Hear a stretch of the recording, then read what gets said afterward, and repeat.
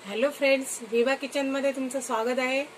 माझं चॅनल तुम्हाला आवडत असेल तर सबस्क्राइब करा, शेअर करा आणि लाईक करा। आज आपण बनवणार आहोत दाल वडे। त्यासाठी मी साहित्य घेतलंय। हा एक कांदा बारीक कापून घेतलाय, मीठ चवीनुसार, 1 इंच आल्याचा तुकडा मी किसणीवर किसून घेतलाय, अर्धा चमचा लाल तिखट आहे, हळद, हे एक मोठा चमचा तांदळाचं पीठ घेतलंय, 5-6 कढीपत्त्याची पानं मी तोडून घेतली आहेत, कोथिंबीर बारीक कापून घेतली, ही एक मिरची कापून घेतली आहे, जिरं आणि ही डाळ मी ह्या वाटीने 1 वाटी चण्याची डाळ घेतली आहे। ही 4 ते 5 तास भिजत ठेवली। हे बघा, ही मस्त भिजलेली आहे, अशी भिजवून घ्यायची। बघा, व्यवस्थित भिजलेली आहे। आणि याच वाटीने मी अर्धी वाटी उडदाची डाळ घेतली आहे।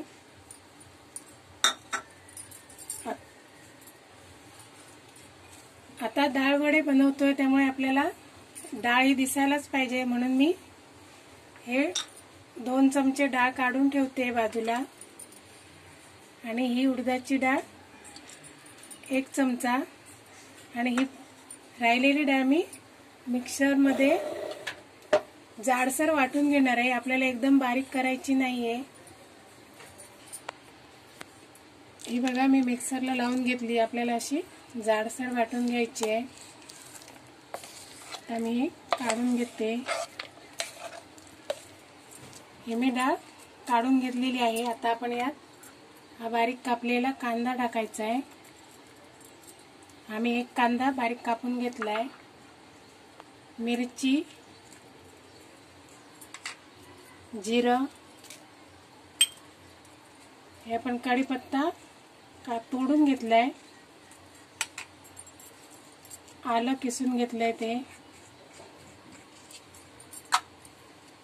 लाल तिखट, हळद,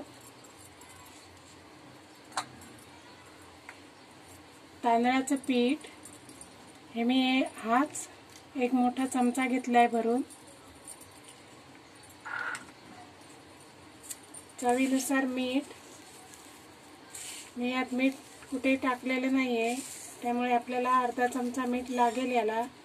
आणि मेन म्हणजे डाळ वडे आहेत, मग हा मुख्य वस्तू ठेवलेली आपण डाळ ती यात टाकून घ्यायची आहे। आणि हे आता मी हाताने मिक्स करणार आहे। आधी कोथिंबीर, हे मी हाताने व्यवस्थित मिक्स करून घेणार आहे।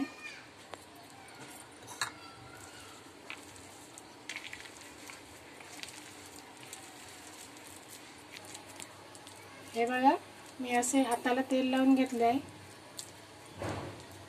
असं दाबून घ्यायचं आहे। आणि आपल्याला, माझं इथे तेल गरम झालेलं आहे, बघूया आपण। हे बघा, तेल गरम झालेलं आहे। मी आता हे असे बनवून 1-1 तेलात सोडणार आहे।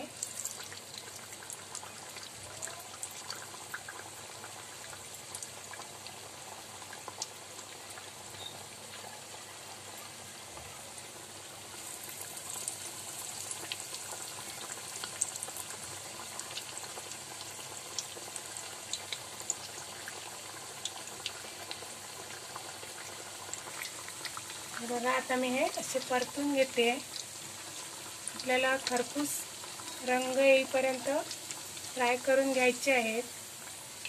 हे मी आता परतून घेतले।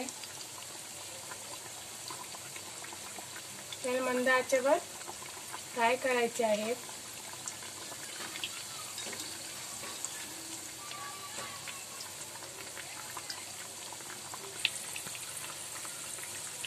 हे बघा, आपले डाळ वडे व्यवस्थित मस्त खमंग भाजले आहेत। आता मी हे काढून घेते।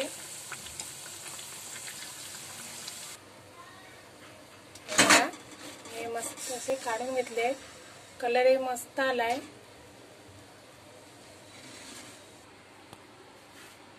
हे बघा आपले दाल वडे खमंग खरपूस भाजलेले तयार आहेत. जर तुम्हाला ही रेसिपी आवडली तर नक्की करून पहा. माझ्या चॅनलला लाईक करा, शेअर करा आणि सबस्क्राईब नक्की करा.